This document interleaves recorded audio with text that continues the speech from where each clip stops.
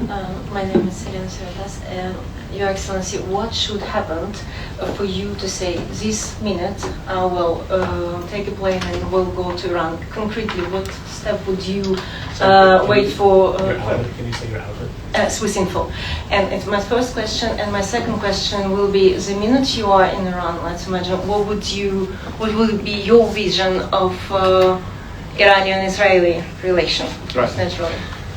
Thank you for your question. Well, we have two phases that we have to look towards as to where we are now and where we will get after this regime collapses. This is the phase of everything that needs to be done to ultimately have this regime collapse with a plan of transition, and that's where all the rules become important. So the way I'm looking at it is that as far as my campaign plans are concerned, it has 5 components.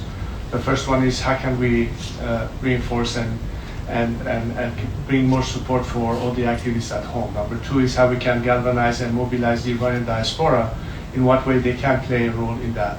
And also the diaspora having more and more say and impact and influence on policymakers, decision makers in respective countries in where they live, in Switzerland, in Germany, in France, in England, or wherever else they are.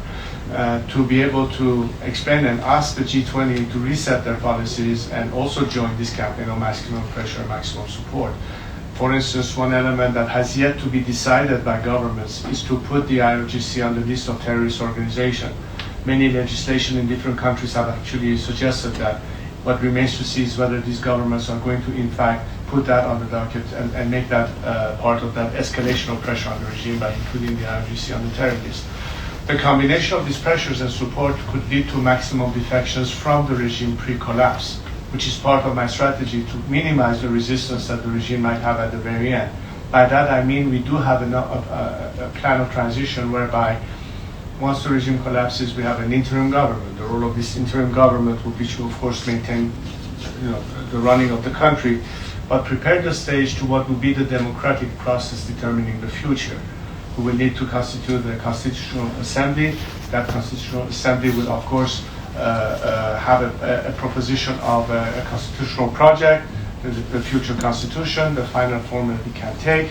Debates would take place, and this time, unlike 1979, where people had no clue what Khomeini represented, what he means by having an Islamic state, and by the time everybody realized it was very late.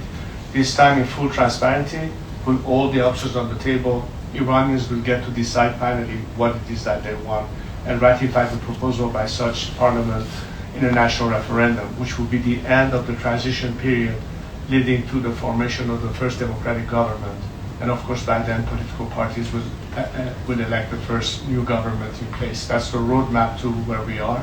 And parallel to that, I'm already talking to various people who are either entrepreneurs or companies or experts in view of how we can put Iran back on track for prosperity. We call IPP, Iran Prosperity Project, that includes what are the areas of need that Iran has had, whether it is bringing up to par our existing infrastructures or new technologies or other investment that can have a direct, immediate impact by creating jobs for people who, as you know, the economic situation right now is very complicated. So there is also, beyond liberty and freedom and democracy, an aspect of economic reconstruction back to prosperity. These are all part of this collective plan. Now, as to where can I get on a plane and get to Tehran, I can't really give you a prediction, but obviously many of us will be able to, as soon as possible, be there to help personally and be in place to help our fellow compatriots. The important thing at this stage, however, is to strengthen all the necessary institutions that will be able to fill that void. And the tricky part is that in terms of timing, it would be a little bit complicated to prematurely expect them to show themselves, because the regime will immediately identify them and crack down on them and send them to jail. So there has to be an initial element outside to get this momentum going and be able to transfer it inside. We are on a daily basis in dialogue with political prisoners, civil society activists, and what have you, as to exactly how to time all of this and how to coordinate all of this. So that's one aspect. There is also a very important element, I believe, that we need to consider, and these experiences that we have seen in other countries. For instance, one question is key. when you look at the not so well handled situation in Iraq after the fall of Saddam Hussein and the ba'athification.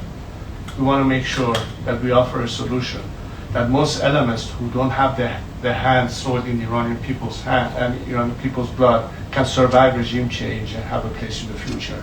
While we have our legal expert working on transitional justice, what happens on the remnants of the regime. We've seen that in the case of South Africa and Truth and Reconciliation. Examples like that can certainly also be applicable to the scenario of transition in Iran.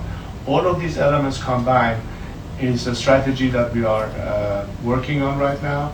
Naturally, if we can have partners in the region that can help us, I think Israelis can be key partners in that, not only during the transition, but our relationship in the future. And other countries in the immediate area, I think the current government in Washington is certainly more than ever on the same frequency as we are. I'm sure you have heard, especially a few days ago in the Munich conference, Marco Rubio and what he has explained, the viewpoint of the Americans as it comes to where they think Iran is. What we need to see now is for Europe to catch up.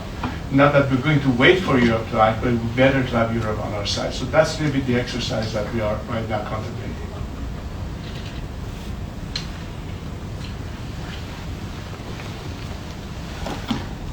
Piero Gravek, Swiss Radio.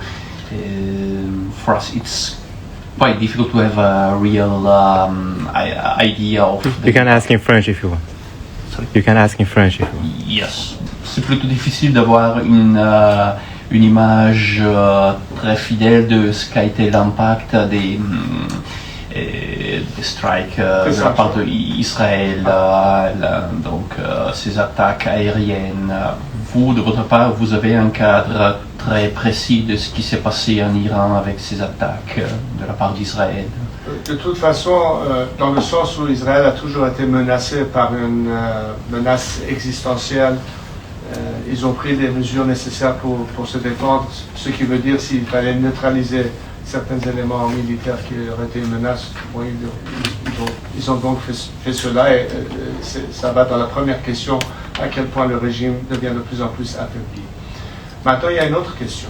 Est-ce qu'en dehors d'une meilleure alternative, avant d'arriver à un stade où peut-être on peut avoir une escalade de conflits et d'attaques militaires, justement pour éviter cela, nous avons actuellement une fenêtre d'opportunité inouïe qui se présente maintenant. C'est-à-dire, avant d'arriver à un scénario plus fâcheux ou plus coûteux, il y a une opportunité d'aider les Iraniens à finalement se débarrasser de ce régime. N'oublions pas que c'est l'élément clé de tous les problèmes depuis le temps où on interface, que ce soit la menace nucléaire, que ce soit le radicalisme religieux, que ce soit le soutien des éléments terroristes, tout ceci sera lié à Téhéran. Même dans le conflit entre la Russie et l'Ukraine, nous voyons très bien que l'Iran a joué un jeu de soutien à travers cette campagne militaire. Donc il y a toujours cet élément du régime à Téhéran qui revient en compte. Et ce que nous proposons, c'est justement que dans cette fenêtre d'opportunité, la meilleure façon de mettre fin à tout ceci, c'est d'aider une fois pour toutes à ce que les Iraniens puissent se débarrasser de ce régime. Et donc je pense que tout le monde poussera un souffle de soulagement, que ce soit à Jérusalem, que ce soit à Riyad ou bien plus loin que notre région. Donc l'idée c'est plutôt d'expliquer, et je pense que nos amis en Israël comprennent cela très clairement, c'est s'il y a une option d'avoir à éviter la nécessité d'agir dans un point de vue militaire, la meilleure façon de ne pas arriver à ce stade, c'est d'aider que le changement arrive de l'intérieur. C'est l'idée globale dans cette période de temps que nous avons devant nous. Ça ne sera pas toujours ouvert, mais c'est l'occasion d'en profiter. Donc le timeline est important.